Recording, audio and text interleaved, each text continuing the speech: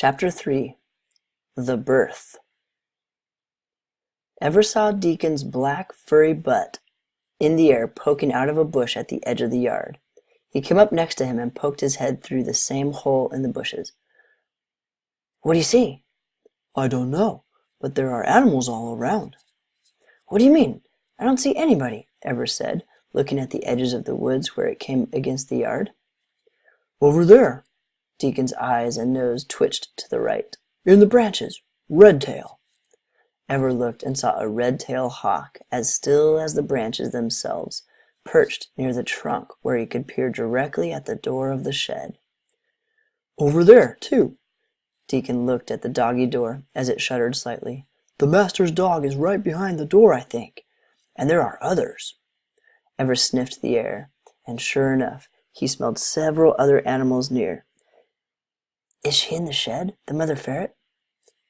"I think so, but she's been totally quiet since I've been here," said Deacon. "I thought something was about to happen today," Ever said. "I came across a couple animals that were going a weird direction. They wouldn't tell me what they were doing or where they were going. I thought today might be the day." "I think it is." "Yes, it is. It totally is, Ever," Neva chirped down from the tree right above them. The hawk in the trees gave her a stern glance, and she suddenly closed her beak and turned around on the branch as if she were watching something in the other direction. A little black nose poked itself above the grass in the yard and twitched back and forth. It was answered by another nose that popped out and sniffed from an invisible hole halfway across the other side of the yard. They were gophers guarding the tunnels. The day was dry. The garden was falling apart. Not much else was left alive in the garden at this point, even though it was less than 2 weeks since they had watched the master in his garden and met the mother ferret. Just then a giant shadow passed over the yard, and a loud eagle's scream echoed over the valley from above them. All eyes went to it, and then out over the landscape. Then they saw it. Smoke rising in the valley. Somehow a fire had been started. The trees were already dangerously dry, and the dead branches were like kindling on the ground. They heard a sound from the woods and saw a large male deer, which they had not seen, emerge from the trees into the yard. He looked intensely at the fire, and then looked around at all the faces hiding in the woods.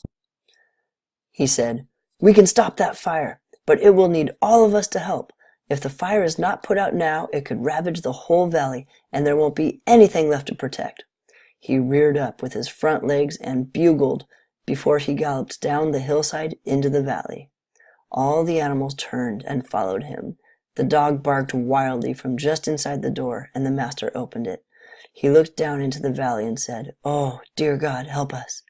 He rushed inside, gathered some things, and scrambled out of the door and down the hillside too. The young animals stood there, looking at each other. Jolie's bunny ears inched out of the hole where the first gopher had been and twitched, listening. Then she emerged just above her eyes, looking all around her. Ever pointed his nose toward the rising plume of smoke, and Deacon said, unemotionally, "Oh, a fire." "So what do we do?" asked Neva. "Let's protect her," said Ever. "How do we do that?" asked Neva. "We can't all gather around there, or the bad animals will all know something is happening in there." "I think we do what the adult animals were doing. We will watch quietly from the woods." "Okay," said Deacon. "All right," said Neva, "but I don't like this." "You just don't like being quiet," said Ever. "You're right, I don't like that either," she replied. And they waited like that. They could see the plume of smoke spread, and the glow of fire got wider and brighter as the dusk encroached. Large winged birds swirled high above the fire, watching the commotion below. It was a little after they saw the first star of night that they heard Miss Ferret whimpering and groaning in pain. "Should we go to her?" Neva asked. "How can we help?" She flew into the shed and landed by her. Miss Ferret certainly did look like she was ready to give birth. "What can we do?" Neva asked. "Oh, hello, little one. Did all the others leave?" "Yes, I think they all left because of the fire." "No one is left? Oh no, that's not good. Do any of the wild animals know how to start a fire?" "Maybe it was on purpose to lure them away." I don't know. Maybe the wolves dragged a stick from someone's campfire somewhere. Maybe, my dear, maybe, Miss Ferret was whimpering. I think my little kit is coming, soon. Are you sure nobody is here to protect me? Neva flew out of the shed and flew around the edge of the forest, but she saw no one but her young friends. She flew back into the shed. No, ma'am. I can see no others but my friends. What should we do? Okay, then. Miss Ferret paused to think. Then just wait at the edge of the forest until you hear from me. If I call for help, it means I need something. Okay, Neva said nervously. We'll be right nearby, listening for you. They heard Miss Ferret's whimpers increase. Then they ceased. Tiny squeaks of her little ferret took their place. She had somehow known it would just be one, so this one had to live. Yay, yay, yay, Neva chirped. I can hear the baby ferret is born. Yay, yay, yay. And Ever jumped up and down in circles, his quick feet unable to hold still from the joy. Our Savior has come. The garden will become alive again. Deacon the bear pounded the ground with both paws and roared his uncontainable delight. Roar! Jolie the bunny shook in her hole with delight. Things settled down, and the creatures each got lost in their thoughts. What would this new life be like? How long would it take? How could they help? But then a surprising sound startled them. Hoo, hoo, hoo, hoo. Who's that? Neva asked. That's MJ, the baby owl, Deacon said as he looked up. She's been watching us the whole time. They looked up and saw a cute little owl with large eyes looking at something in the yard. What's she looking at? Neva asked. Then they saw her chest heave again, and the hoo, hoo, hoo came out more urgently. They all looked into the yard, and their hearts dropped. A large and lanky wolf crept through the yard, head hanging, drifting from side to side, shifty eyes scanning the yard. Then his eyes locked on the shed as he zoned in towards it. They were all completely frozen. He was larger than any of them. His eyes were ever so wild, the gleam of the bright fire in the valley reflected in them. Jolie did not know anything else to do. All of her safety instincts told her to go deeper, to be quieter, which she was so good at doing, but she knew that something very grave was about to happen if she didn't do something. The tiny rabbit burst out of the hole, straight up into the air, and landed on her side. She glanced at the wolf as she got her legs under her eyes more scared than she had ever been before. She saw the wolf's eyes lock on her, consider her, but then drift back into the shed. The wolf stepped through the doorway and started sniffing. Jolie began to sing, "Doo-dop, doo-dop, big Christmas bells ringing." The wolf had never heard a bunny make that sound before, and it was just enough to make him look again. Seeing this, and knowing she had only one chance, Jolie turned her plump bottom towards the wolf and shook her little white tail with as much swagger as she could muster. "Shake your tail feathers, shake your tail feathers," she sang right through her tremors of fear. It was enough to tempt the wolf to step out of the shed and cock his head toward her. He licked his chops and stepped towards her again. Just a quick snack.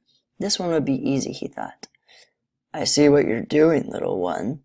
I won't let you pull me away, but if you come over here, I'll wait for you."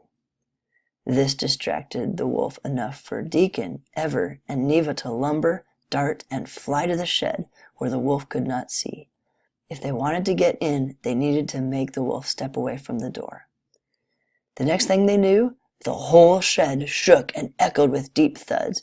It was like a monster was rising from within it. The wolf jumped backwards a little further from the doorway and looked inside, taken aback. The rumble continued. What was that? It sounded like a pounding of something big and strong against the walls. The tools started falling. A shovel fell from its hook, hit the ground, and the handle fell out of the doorway, almost hitting the wolf on the back. Another tool did the same. A jar of nails fell off of somewhere in the shed. A big roar came from somewhere inside the shed, or perhaps a little roar through a knothole magnified by the wooden walls. There shouldn't be anything that could roar in this shed, the wolf thought, and he cantered back around the edge of the house to be safe. It was just far enough for Ever to dart around the corner of the shed, dart under the handles, and leap over the jars and take the baby ferret tenderly in his mouth. As he darted out of the shed, the ferret mother shouted after him, "Make haste, little one! Do what you were made to do!" The wolf saw it and ran towards the door. He snapped at Ever just as he came out of the shed and slipped around its corner. The wolf just missed his orange and white tail. Ever carried the little ferret kit so tenderly. He ran faster and leapt farther than he ever had before. He didn't look back. Neva flew just above him, telling him what she saw. "Watch out, a pit is coming up," and Ever ran around the pit. "Watch out, the creek! There's a tree branch reaching over it, over there." Ever ran out on the tree branch and leapt with all his might, completely clearing the creek. He hit the ground and rolled, protecting his precious cargo in his mouth at all cost. He gathered his legs below him and ran again. The wolf ran down and up through the creek bed and was soon behind them again, pushing through bushes and leaping over the same tree trunks. He was gaining on them. He had longer legs. The quick fox was necessary to get away from them fast, but in the long run the wolf would overtake them. When the wolf was just a moment behind them, and it seemed inevitable that he would be caught, Ever shouted, "Here, Neva!" She swooped down, cradled the little ferret in her feet, and flapped with all her might, up, up, and up. It was the heaviest thing she had ever carried, but she knew there was no other option. She had to carry the kit to safety. Ever slipped easily down a foxhole he knew was there and out of reach of the wolf. The wolf leapt a mighty leap, but Neva was now just far enough above him that his snapping jaws only caught air. He slammed into a trunk on his way down and yelped. He watched Neva wind in and around the trees until he lost sight of her. Neva found an old abandoned squirrel nest and hunkered down into it. She covered the tiny ferret, its eyes not even able to open yet, with her wings. She wanted to talk to it, to tell it all about its future and how it was going to save them, and to say so many thank yous.